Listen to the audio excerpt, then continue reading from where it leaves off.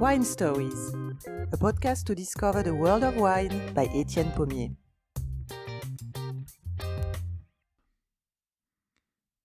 Today in Wine Stories, I propose you to dive in our history in a search for surprising spoils of war. In times of war, all the goods are being requisitioned or stolen, and wine is no exception. However, the two stories I will tell you today go way beyond simple tales of plundering by brutal and drunken soldiers in the cellars of the invaded country. They are testimonies to the terrible conflicts that have torn apart Europe in the 20th century. These stories are based on the book Wine and War by Don and Petitclatchtroup, published by Crown in 2002, and an article by journalist Per Økkersjøen, published in October 1997 in the blog Nordic Underwater Archaeology.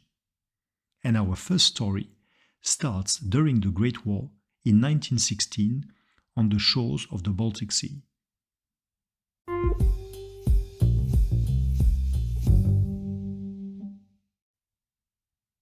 The weather is chilly on this morning of October 28, 1916, on the west coast of Sweden in the city of Gävle.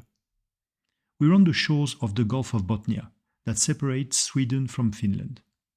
Gävle is a small port town with its red brick buildings, slate roofs, and brightly colored wooden houses.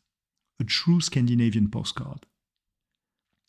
The sun is barely rising, but dockers are already working to load a ship moored on the main wharf.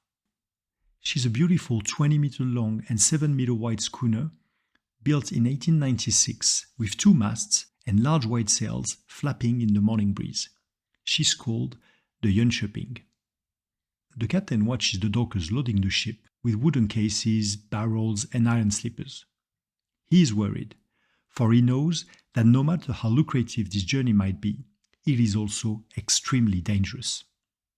Today, he's bound to set sail toward the city of Rauma in modern-day Finland, but at that time, part of the Russian Empire. But we are in the middle of the First World War, and since the beginning of the conflict, the Kaiserliche Marine, the German Imperial Navy, has received orders to cut off all supply transports heading towards France, the United Kingdom, or Russia. In this full-scale naval war, the Baltic Sea is a strategic location as the main entry point of goods and merchandises into Russia. Sweden is officially neutral, yet some adventurers are still trying to trade with the warring nations despite the risks. The Kaiser's Imperial Navy has sent to the Gulf of Bothnia several warships with orders to sink any transport or cargo heading towards Russia. Among all the vessels at the Imperial Navy's disposal, the most dangerous ones are the famous German submarines, the Unterseeboot or U-boats. And the Jönköping captain knows only too well that German submarines patrol these waters ready to hunt any cargo ship. Yet, on this Tuesday 28th of October, he orders to set sail and the schooner quietly leaves Gävle harbour to reach the high seas. On the deck of German submarine U-22, Sub-Lieutenant Karl Schweb is reviewing his position on the map. It's been nearly 3 months that he's been in command of the ship with orders to patrol these waters, and until yesterday, he still hadn't sunk one single ship, while his predecessor, Captain Hopper, had torpedoed 13 between 1915 and 1916 with the same sub. But it seems that the tables have just turned for him and his crew. Yesterday, after having sunk the Russian schooner Vanadis, they managed to capture the cargo Runhild in the afternoon. And this morning, they've just destroyed 2 Swedish coasters after letting the crew leave on lifeboats.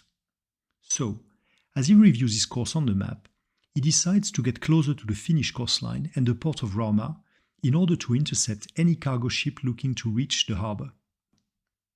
In the late afternoon, the submarine at periscope depth checks the waters and finds a 2-mast schooner about 20 miles off the coast.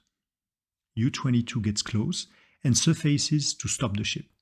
And once the crew is safely on life rafts, the sub fires his cannons on the ship, and the Jönköping sinks in the dark waters of the Baltic Sea on November 3rd, 1916.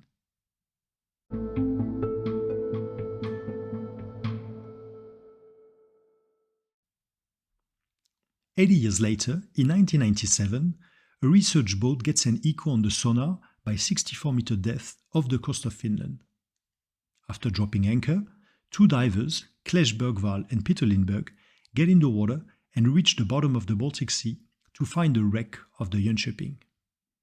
Inspecting the hull, they are pleased to find out that the vessel hasn't been sunk by a torpedo, which would have completely destroyed the ship and its cargo, but with cannons, which means that cases and barrels may still be intact in the hold. As a matter of fact, the divers aren't here by chance. After doing their research about the ship and its cargo, they located the vessel and applied for a permit to search and exploit the wreckage.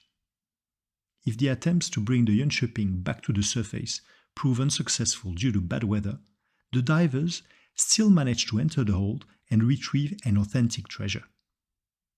When she cast off in October 1916, the Jönköping had embarked 17 barrels of wine, 67 casks of cognac, and most importantly, over 4,400 bottles of champagne. Now, if seawater has spoiled the barrels, the corked and capsuled bottles managed to sustain the outside pressure thanks to the carbonic gas contained in the wine.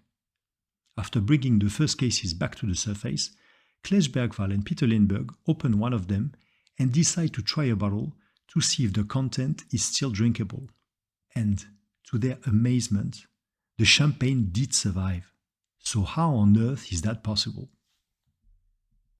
The fairly shallow depth of the wreckage, 64 meters, put the bottles under an outside pressure of 6.5 bars, which corresponds to the pressure inside a bottle of champagne, and allowed them to resist. The darkness and cold temperature of 3-4 degrees Celsius at this depth also contributed to create nearly ideal conditions for the preservation of these bottles, which is why many of them survived.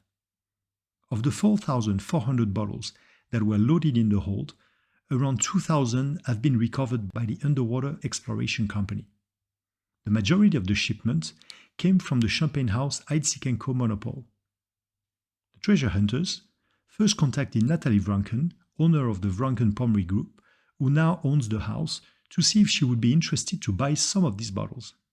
Then, 24 were auctioned by Christie's in 1998 for £2,400 each, which made the total value of the cargo about £5 million back then. Today, given the rarity and the historical value of these bottles, let alone their drinking quality, the reserve price would probably reach a much higher mark. But what about the quality of the champagne? How does it taste? Well, to give you an idea, I will share with you my personal tasting notes, for I have had the chance to taste this incredible wine about a decade ago. The wine retrieved from the Jönköping's hold was a XXth monopole Goût Américain 1907. We know that for sure, as the capsules of the bottles were fairly intact despite the long underwater sleep, and clearly read the name of the champagne house and the cuvée as well as the vintage. Furthermore, XXth archives contain a mention of the order by the Russian Imperial Court and the details of the Jönköping shipment. So there were absolutely no doubts regarding the authenticity and provenance of the bottles.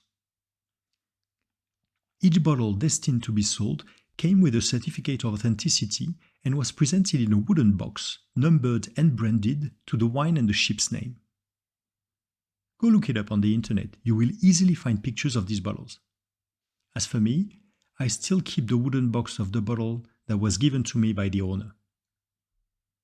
As you will see, the champagne was still superb 10 years ago, but beyond the ideal storage conditions, it is also the very nature of this wine that allowed him to last for so long. First of all, it was a vintage wine, which was still pretty rare in Champagne at that time, and reserved for the finest cuvées. Also, the name Goût Américain, or American taste, refers to the dosage of the wine. The term dosage describes a mix of wine and sugar added to the champagne after the second fermentation in bottle and once it has been disgorged to get rid of the lees. Used to adjust the taste, the most common dosage corresponds to the brut denomination, which means less than 12 grams of sugar per liter. In that era, the taste was sweeter, and the Goût Américain would correspond nowadays to a demi-sec champagne. The enological analysis performed on the Jönköping's bottles measured 42.55 grams per liter of sugar, 12.35% ABV, a pH of 2.93, and a total acidity of 5.35 grams. In terms of grape varieties, we believe, without confirmation, that the wine must have been a blend of 70% Pinot Noir and 30% Chardonnay.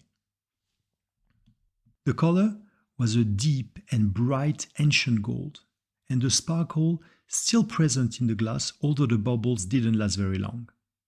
The nose showed no sign of oxidation or maderization, but aromas of dried fruits, nuts, and fir tree honey, as well as an earthy note reminiscent of black truffle, hinting the very old age of the wine. The palate was quite rich and vinous, with a marked sweetness, yet balanced by a crisp acidity, still harmonious, and confirming that the wine wasn't oxidized as it was originally feared. A very long finish on notes of sultanas reasserted the quality and the exceptional preservation of this champagne like no other. And if the name of the cuvée, Heidsieck & Co. Monopole Goût Américain 1907, sounds familiar, it's possibly because it was one of the wines served on the Titanic during the tragic journey of April 1912. A curious twist of fate. But not all treasures lie at the bottom of the ocean, and from one war to another, our second story starts in occupied France in the summer of 1940 in a small village of the Marne, well known of all champagne lovers, Le Mesnil-sur-Oger.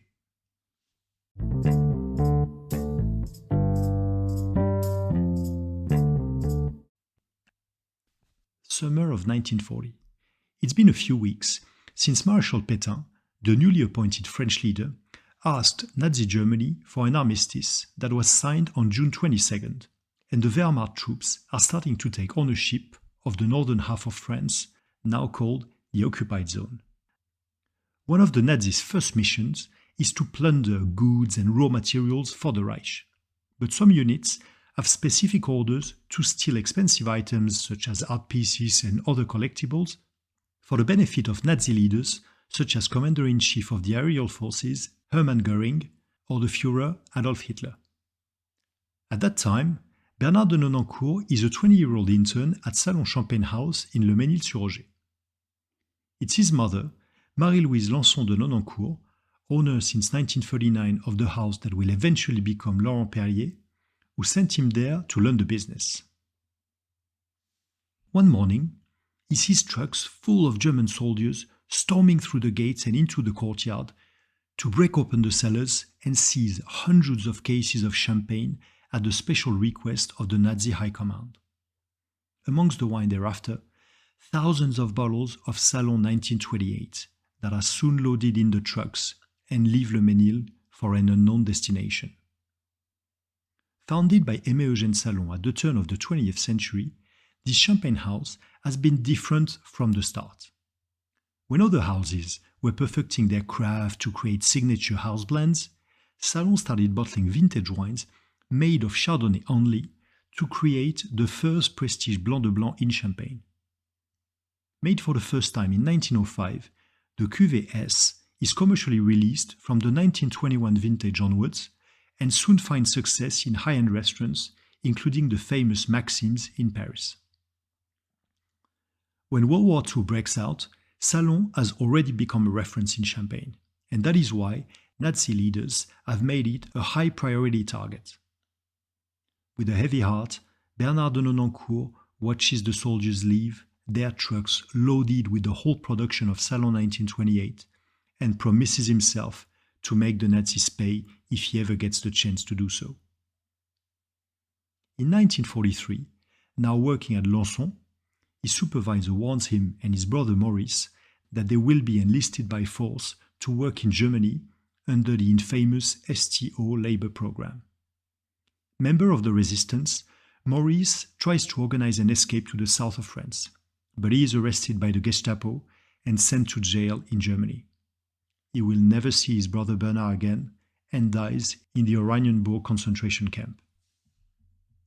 Bernard does manage to flee on foot and eventually reaches the free zone of southern France after a very long journey where he nearly drowned in the Creuse River after diving to hide from a Nazi patrol. Receiving help from his cousins, he eventually makes it to Grenoble, where he meets a priest recommended by his brother. The vicar Pierre Gondry talks him out of leaving for England, explaining that it would be more useful staying in France and fighting for the resistance.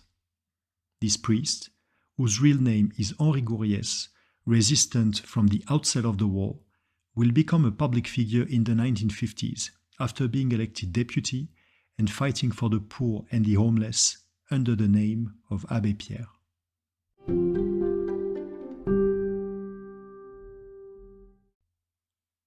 After the D-Day, Bernard de Nonancourt joins the troops of General Leclerc. On April 22, 1945, Leclerc's 2nd Division receives orders to enter Germany, and while the Americans, the Canadians and the British race to Berlin to arrive before the Soviets, the French turn south towards the mountains of Bavaria. At the High Command's request, Leclerc agrees to merge his troops with the Americans, but splits his group into 3 sections, and while 2 of them aim for Salzburg to join the Allies, the 3rd one marches on towards the city of Berchtesgaden. Their goal? To take the Berghof, the Führer's residence in the Obersalzberg mountains above the city. When the French arrive, the SS are still holding their ground, but they waste all their ammunition in vain, and on May 4, 1945, a line of tanks led by young Champagne-born Sergeant Bernard de Nonancourt enters the city. Hitler has transformed this small and quaint mountain town into a fortified camp, with anti-aircraft cannons, and the woods, houses and churches have been bulldozed to build barracks. The Berghof chalet embodies the megalomania and the delusions of the Nazi leader. The living room is 60 meters long and 50 meters wide, with walls covered with ancient French tapestries and Italian Renaissance paintings. But the last bastion to take lies on a peak directly above the chalet, a stronghold built on a rocky outcrop at 1,834 meter altitude, named the Kelstein House, and that the Allies have nicknamed the Eagle's Nest. On that night, his commanding officer finds Nonancourt to brief him. Military intelligence has discovered that stocks of fine wines stolen in the cellars of French chateaux are hidden up there. They ask him to assemble a team and find the spoils of war concealed in the Eagle's Nest. Since the 12th century, the mountain has been mined for salt, and the Nazis have used this to their advantage and converted the galleries into a formidable bunker. The first challenge is to reach the blockhouse. In his madness, Hitler has spent nearly 30 million Reichsmarks in 3 years to build a lift inside the mountain to connect the Berghof with the Kelstein House 1,000 meters higher. But after having forced the heavy golden door hiding the lift's entrance, the French soldiers realize that the engine has been sabotaged. Time is running out to reach the peak before the Americans get there. Racing against the clock, Bernard de Nonancourt sends his best men to climb the 1,000 meters to the summit and enter the bunker. 200 meters below the peak, facing a vertical wall, the squad soldiers turn into mountaineers and eventually manage to climb to the top in an incredible feat of strength. They install ropes and pulleys so that the rest of the section can climb up too, and, under Nonancourt's supervision, they attack the bunker's armored doors with sledgehammers, pickaxes, and explosives. Eventually, they blow up the mountain with dynamite, break through the final door, and, in the dark corridor still filled with dust, the young sergeant enters Adolf Hitler's cellar. "Over there! It's incredible!" Before his eyes, 500,000 wine bottles coming from the best estates in France and stolen by the Nazis. The whole production of the Rothschild family, both Lafite and Mouton. Cases of champagne from Krug, Bollinger, Piper Heidsieck, Pommery, Lançon, bottles of Chateau d'Yquem and Domaine de la Romanée Conti, shelves filled with bottles of old cognac, and in the back, along the wall, hundreds of cases that Nonancourt recognizes at the first glance, with a branding that reads Salon 1928. The young Champenois has just found the cases stolen by the German soldiers before his eyes 5 years ago in Le Mesnil. But how can they bring down all these cases with the lift out of order? The only way is to use the pulleys installed by his men on the wall, and to make sure that the task is carried with the required care, he calls for men used to carry heavy loads with plenty of attention, the medics and stretcher bearers of the section.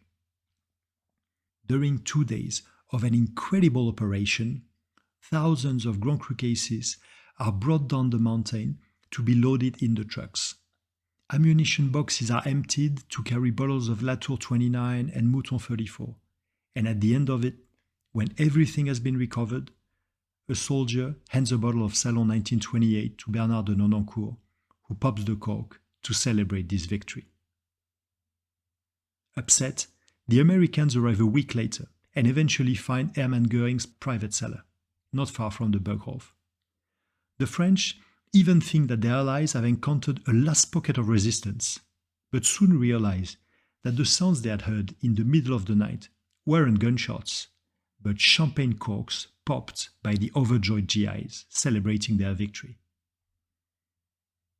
Decorated with the Croix de Guerre and made Commander of the Légion d'honneur after the war, Bernard de Nonancourt, nicknamed Le Grand Bernard, will run Laurent Perrier for over 50 years, before passing away in Reims on October 29, 2010. A great man who fought for his country and made history in Champagne, and whose memory deserves to be celebrated. Cheers.